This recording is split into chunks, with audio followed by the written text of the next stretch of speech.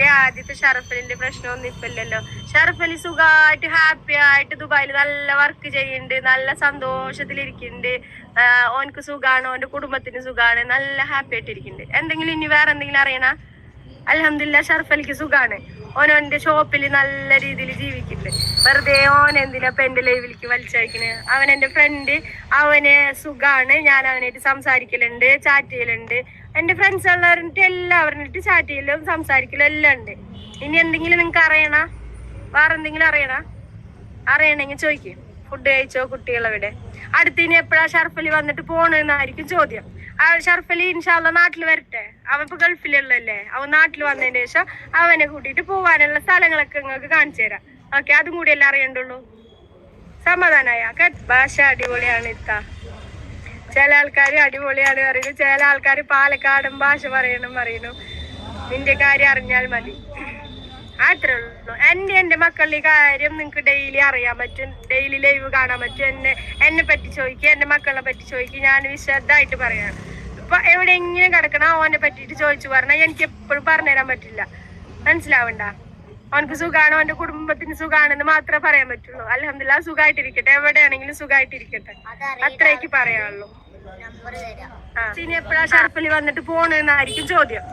ഷർഫലി ഇൻഷാല്ല നാട്ടിൽ വരട്ടെ. അവൻ ഇപ്പൊ ഗൾഫിലുള്ളല്ലേ. അവൻ നാട്ടിൽ വന്നതിന് ശേഷം അവനെ കൂട്ടിയിട്ട് പോവാനുള്ള സ്ഥലങ്ങളൊക്കെ നിങ്ങൾക്ക് കാണിച്ചു തരാം. ഓക്കെ, അതും കൂടി എല്ലാം അറിയണ്ടുള്ളൂ.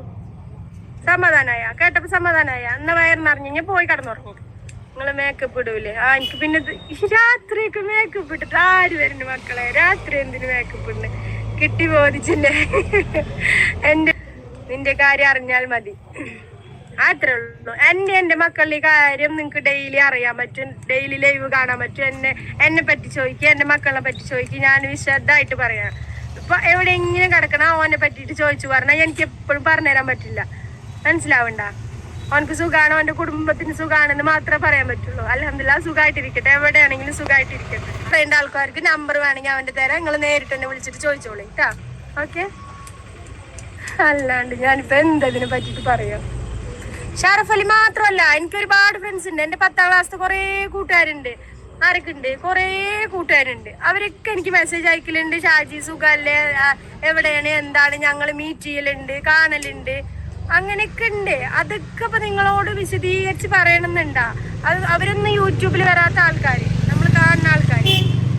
അപ്പൊ നിങ്ങള് ഒരാളുടെ കുറിച്ച് മാത്രം ചോദിക്കണ്ട.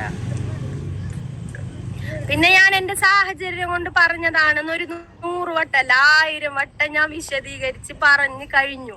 ഇനി അതിനെ പറ്റി ചോദിക്കണ്ട. അതിനെ പറ്റി ചോദിച്ചു പറഞ്ഞാൽ എനിക്ക് വേറെ രീതിയിലുള്ള ടെൻഷൻ ആവും. ഞാൻ പിന്നെ വേറെ എന്തെങ്കിലും പറഞ്ഞു പോകും.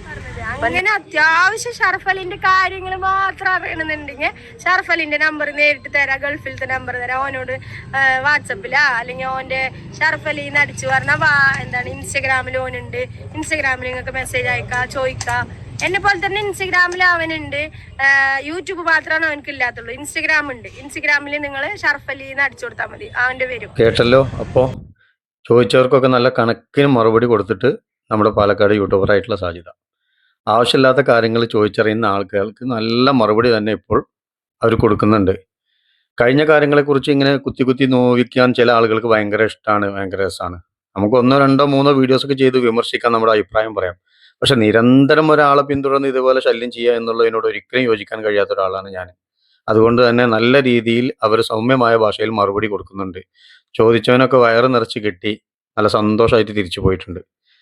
അപ്പോൾ മറ്റുള്ളവരെ പിന്തുടർന്ന് ഉപദ്രവിക്കാതിരിക്കുക എന്നുള്ളതാണ് എനിക്ക് നിങ്ങളുടെ അടുത്ത് പറയാനുള്ളത്. ഇത്രയുള്ള ഈ വീഡിയോസ്. ഞാൻ ഇനി പുതിയൊരു വീഡിയോസുമായി വീണ്ടും വരാം. അതുവരേക്കും എല്ലാവർക്കും ഒരു വീഴ്ച പറ്റി, ബൈ ബൈ. ജീവിതകാലം മുഴുവൻ അവനെ ഫിക്സ് ചെയ്ത് അതിനകത്ത് ഇട്ടേക്കുക അല്ലേ? ജീവിതത്തിൽ ഒരിക്കലും ഒരു അബദ്ധം പറ്റാത്ത, ജീവിതത്തിൽ ഒരു പരാജയം പറ്റാത്ത, ജീവിതത്തിൽ ഒരു ആക്സിഡന്റ് പറ്റാത്ത, ജീവിതത്തിൽ ആരെയെങ്കിലും വഴക്ക് പറയേണ്ടി വരികയോ ചീത്ത പറയേണ്ടി വരാത്ത ആരാ ഉള്ളത്? ബാക്കി ആരെങ്കിലും അങ്ങനെ ചെയ്താൽ അവനെ ജീവിതകാലം മുഴുവൻ ആ ബ്രാൻഡിൽ ആ പേരിൽ പിന്നെ എന്നും പരിഹസിച്ചുകൊണ്ടിരിക്കുക എന്ന് പറഞ്ഞാൽ എന്ത് യുക്തിയാ ഉള്ളത്?